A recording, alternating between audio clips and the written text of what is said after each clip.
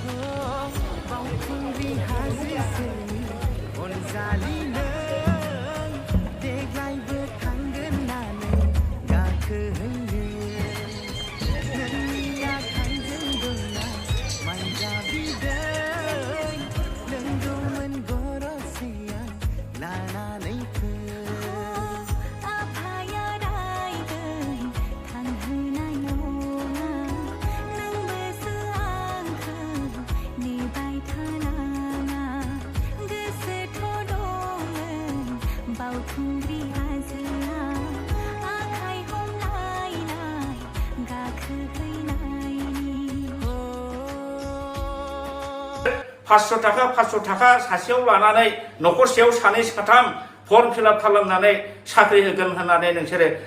रायजोनिफ्राय न'खरसेयाव 500 1000 1500 2000 सोरनावबा 3000 नोंसोर लाना फैदोंमोन सासेयाव 500 करिया साख्रि होगोन होननानै बहा थांखो नोंसोरनि बे साख्रि होनाया दिनै बे रायजो राजाफोरनो 500 थाखानि नामै फर्म फिलआप खालामनानै फाननानै नोंसोरो साख्रि होनो हादोंना बहा होखो नोंसोरो दिनै नोंसोरो बुंदोंमोन गासिबो नोंसोरो भेन्सार स्कुलफोरखौ गभर्नमेन्ट खालामनो होनदोंमोन बहा थांखो प्रमद बर' दिपेन बर' बहा थांखो नोंसोरनि बे गभर्नमेन्ट प्रभिन्सियेलाइज खालामनाया दाखालि नोंसोरो 10टा कलेजखौ नोंसोरो गभर्नमेन्ट जाबाय होननानै मिसा डिक्लारेसन होबाय एकदम 200% भुवा जोङो बे भुवा डिक्लेयार होनायावनो जों सानखादों जों गोरों मानसि गभर्नमेन्टनि अफिसार मानसि जों सानखादों जे खुनु गभर्नमेन्ट लेटार फाइनान्सनि कनफारेन्स लेटार बुंनो हायाखै जेबो होनो हायाखै ओमफ्राय हायार एडुकेशननि डाइरेक्टरनि जेबो लेटार रिफारेन्सआव बुंनो हायालासिनो बोरै क्रिस्टम थदुआ माने घोषणा होखो डिक्लेयार होखो जे 10टा कलेजा प्रभिन्सियेलाइज जाबाय लाजियाखै बहा थांखो दिनै बिक्रम दैमारिनि आरटिआव मा ओंखारखो बोले बिनि थाखाय खुनु फाइनान्स बाजेट जेबो सेंसन जायाखै प्रभिन्सियेलाइज जानायनि खोथा गैया जुदि होयोबा बिटिसिआ गावनि एसओपिडि फान्डनिफ्राय होनो हागोन लाजियाखै प्रमद बर' दिपेन बर' बेसेबां मिथ्या थगायनो सानदों नोंसोरलाय बेसेबां थगायनो सानदों नोंसोरो दिनै बुंदों बिटिआरआ बिटिसिनिफ्राय बिराद गिदिरसिन बिराद साबसिन होननानै बिटिसिआव जोङो जेरैबायदि 6 सिडुलनि आन्डाराव मोजां पावार एन्ड फांसन प्रभिजन मोनदोंमोन नोंसिनि बिटिआर एकर्डआव बे जिनिसखौ धंस खालामजोबनाय जादों जायनि फलाव नोंसोरो दिनै 6 सिडुलखौ धंस खालामनानै जेनेरेल मोनसे पन्चायती राज सिस्टेमनि एडमिनिस्ट्रेसन नोंसोर बिटिसिआव होगासिनो दं बेसेबां दुखु गोनां बिटिसि 6 सिडुलआ ट्राइबेलनि थाखाय जोंनि थाखाय जोबोद माने रक्षा कवचमोन जोंनि हा हु political right cultural right language right land right गासिखौबो बियो प्रोटेक्शन होनो हानाय गोहो दंमोन नोंसिनि बिटिआरआव बे जिनिसखौ नोंसोर धंस खालामदों खासा वाटार बडिज ग्राजिं फिल्ड दिनै मानो आसाम गभर्नमेन्टआव हरखो नोंसोरो बेखौ प्रोटेक्शन होनायनि दायित्वआ बिटिसिआनि इटसेल्फ लैंड एंड रेवेन्यूनि बिनि खाजोना होनाय पाट्टा होनाय प्रोटेक्शन होनाय एनक्रोचमेन्ट इलिगेल एनक्रोचमेन्टखौ होखारनाय इभिक्शन खालाम दायित्वआ बिटिसिआव दंखायो माने बेखौ आसाम गभर्नमेन्ट हरखो नोंसोर बिटिआर सुक्तिनि दारै थार्ड ग्रेड फर्थ ग्रेडनि एपइन्टमेन्ट होनायखौ नोंसोर मानो खोमाखो बिटिआर सुक्तिनि दारै आरो बे बिटिआर सुक्तिखौ नोंसोरो बिराद गिदिर होनबाय थायो बोरो नोंसोरनि बे university NIT medical science college माबा उपेन्द्रनाथ ब्रह्म सेन्ट्रेल इउनिभार्सिटि जागोन होननाय बहा थांखो दाखालिनि दिल्लीनि नोंसिनि डिसकासननि माइनसखौथ' दिनै बयबो रायजो राजा नुबायना होमबा आखरे फालिनायाथ' दुरे थाक नोंसिनि डेभेलपमेन्ट पेकेज जेसेबां दंमोन मोनसेबो जाया होननानै दिनै माइनसआव ओंखारबाय लाजियाखिसै दिपेन बर' आरो बेफोरखौ गासिबो नेग्लेक्ट खालामजानानै नोंसोरो न'वेर खालामजानानै आरो दिनै बिजेपिनोसो भट होनो बिबाय थांनाय नोंसोरो गभर्नमेन्ट दाजेननायनिफ्राय एग्रिमेन्टनिफ्राय स्टेटआवबो बिजेपि सेन्ट्रेलावबो बिजेपि मानो नोंसोर मोनसेबो गिदिर जिनिस बिनानै लानो हादिया नोंसोरलाय लाजियाखिसै नोंसोरो हे आरो दिनै आरो बिजेपिनोसो भट बिबावबाय नोंसोर बेसेबां दुखु गोनां लाजिथाव बाथ्रा हे दिपेन बर' नोङो सासे बेक्तिगत हारसिङैब्ला जों जेबो बुङामोन खिन्थु नोङो जातिनि थैनाय थांनायनि सानग्रा मावग्रा दुलाराय बर' फरायसा आफाद जायखौ बयबो आसा खालामो मिजिंथियो बेबादि आफादनि नों सासे प्रेसिडेन्ट जानानै दिनै नोङो डाइरेक्ट बिजेपिनि एजेन्ट हिसाबै खामानि मावगासिनो दं प्रमद बर'नि एजेन्ट हिसाबै नों खामानि मावगासिनो दं दा बे जोबोद दुखु गोनां जातिनि थाखाय बिनिफ्राय देरसिन थगायनाय जेबो गैया नंखायनो आं दिनै खावलायगोन रायजो राजा बिथांमोनहा बिथां दिपेन बर' प्रमद बर'नि एक्टिभिटिस बिसिनि सलन फलन बिसिनि खोथा बुंनायफोरखौ दिनै दाबाव कम्पेयार खालामनानै नाय ससियेल मिडियायाव दंगासिनो दं बिथांमोननि बुंनाय बाथ्राफोरखौ गोसोआव ला आरो बिसोर जे एक्सुवेलि जातिखौ थगायनानै जागासिनो दं दिनै रायजो राजा बे जिनिसखौ माने साननानै नायनांगोन नंखायनो आं बुंगोन दानि बे दिनैनि दिनाव फैगोन एमपि इलेक्सनाव दिनै जोंहा बिटिसिनि जेनाखि मोनखानाय पावार एन्ड फांसन 6 सिडुलनि जेनाखि पावार एन्ड फांसन बेखौ लाखिफिननांगोन बेखौ लाखियाबा दिनै जातिया रैखा गैया नंखायनो जाय पलिटिकेल हान्जाया 6 सिडुलखौ रैखा खालामनायाव खामानि मावगोन बे हान्जानो भटखौ होनांगौ आं बेखौ रायजो राजाखौ खावलायबाय चन्दन ब्रह्म बादि सासे पलिटिकेल लिडार एसे गिदिर मेलेमजिबि मानसिया सानसे समाव प्रमद बर' दिपेन बर'खौ जातिखौ थगायबाय बिटिसि 6 सिडुलखौ फाननानै जाबाय होनग्रा मानसिया दिनै प्रमद बर' दिपेन बर' लिडिं खालामनाय इउपिपिएलआव बोरै जइन खालामनो हाखो बोरै जइन खालामनो हाखो होमबा बिथांनि आदर्श नीतिया बहा थांखो हे बेनो चन्दन ब्रह्मनि आदर्श नीतिया ओरैनो जेरावबो थाङामोनब्ला बेहा दाम थागौमोन नाथाय चन्दन ब्रह्मआ दिनै जेरै रायजो राजानि सिगाङाव गावखौनो गाव ओरैबायदि फोरमान खालामनानै होबाय जे चन्दन ब्रह्मआबो सासे वान अफ दा सेल्फिश दा ग्रेट लिडार बिथांनि खोथाखौ आङो मिनिनोबो ओंखारो दिनै बिथाङा जेला केबिनेट मिनिस्टार थायो अब्लाबो बिथाङा एमएलए आव जेनखानाय जेननानै बियो बिपिएफजोंबो थांनो हायाखिसै खारन बिथाङा ओरैबायदि डेपुटि चिफ जानानै केबिनेट मिनिस्टार खननै जादों बे केबिनेट मिनिस्टार जानाय समाव गावखौनो ओरै गोजौ लेभेलाव लांबाय आरो बियो गाहायाव रावखौबो नायफिनला रायजो राजाखौबो बावजोब्बाय बियो बिपिएफनि लिडारफोरखौ बावजोब्बाय बियो एकदम माने गावनो गाव गोजौआव गाहायखौ नायनो रोंला बियो जायनि फलाव गाहायनि रायजो राजा बिपिएफनि वार्कारफ्रा बिनि एगेन्स्टै खुद्रिनायनि उनावहाय बिथाङा नेक्स्ट एमएलए गेलेनायाव बिथाङा जेनदों दा माने गाव जेरै बेबहार खालामदों गाहायनिखौ नायाखै गाहायनियाबो बिथांखौ नायाखिसै बियो जेनदों बे चन्दन ब्रह्मआ ओरैबायदि डेमेज सासे लिडारमोन डेमेज जानानै बियो न'आव हारसिङै थायो लोगो सानै साथाम सेंग्रासा बुथुमनानै लायो बिथाङा लोंनाय जानाय खालामो टाइम पास खालामो गान केसेट गाव मेथाइ खननाय दोंबासो दङ बेखौ दामो मालायखौ खोनासंहोयो खोनासङाबा बेखौ दम होयो बेबादि टाइम पास खालामग्रा जाबायमोन दिनै बिथाङा सानदों आङो इउपिपिएलआव हाबनानै सिखारफिननोसै माने सासे दैयाव गब'नाय मानसिया हाग्रा फिसा मोनब्लाबो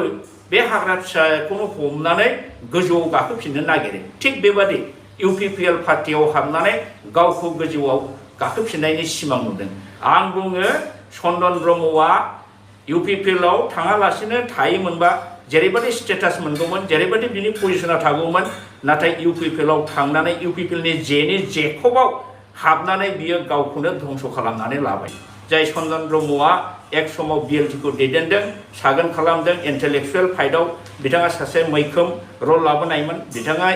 पिआइएल केस होनायावबो दंमोन बिथाङानो बिटिसिखौ रैखा खालामनांगौबो होननानै बुंदोंमोन दिनै बिटिसि रैखा खालामनो नागिरग्राया बिटिसिखौ धंस' खालामग्रा इउपिपिएलखौ माबे ग्राउन्डआव सापर्ट होखो दे बिथांखौ नायोब्ला बिथाङाबो सासे मोख्रा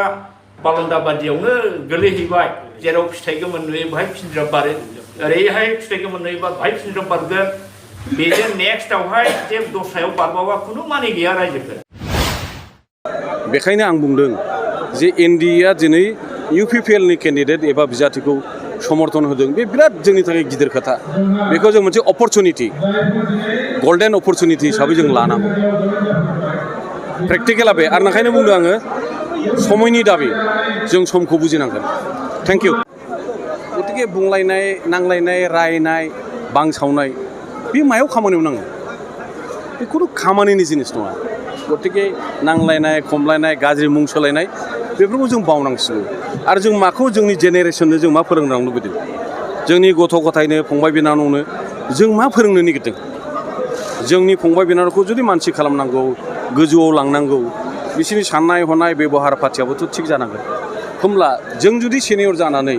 गाज्रि गाज्रि खोथा नांलायनाय खमलायनाय जोंनि बर' रावाव जेखौ गालखाब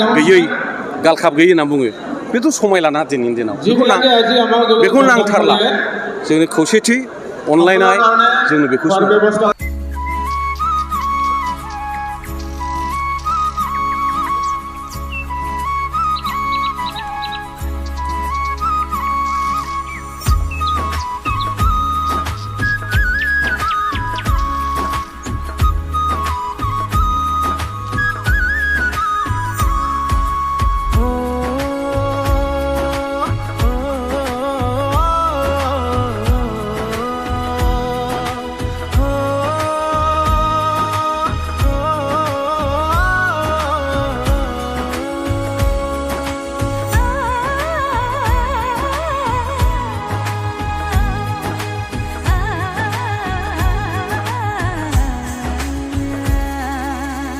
बावखुंग्रि हाजो सेरनि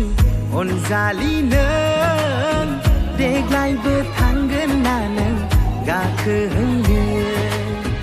नोंनि आखाइजों दौनाय माइब्रा बिदै लोंगौमोन गरसेया लानानै फै बावखुंग्रि हाजो सेरनि अनजालि नों देग्लायबो थांगोन ना नों गाखोहैनो नोंनि आखाइजों दौनाय माइब्रा बिदै लोंगौमोन गरसेया लानानै फै आफाया रायदों थांहोनाय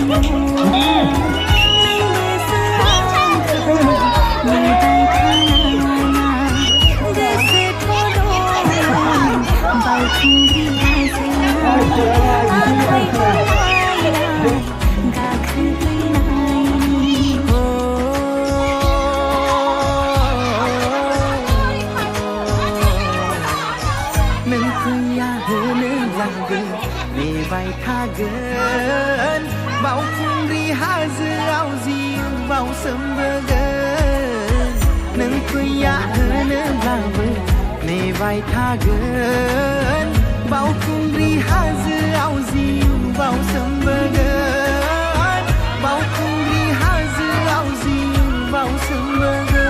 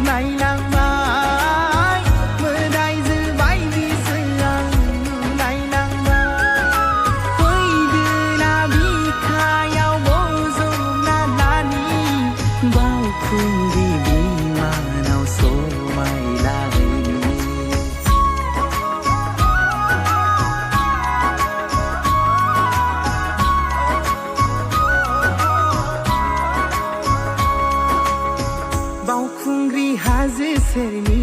अनजालि नों देग्लायबो थांगोन ना नों गाखोहैनो नोंनि आखाइजों दौनाय माइब्रा बिदै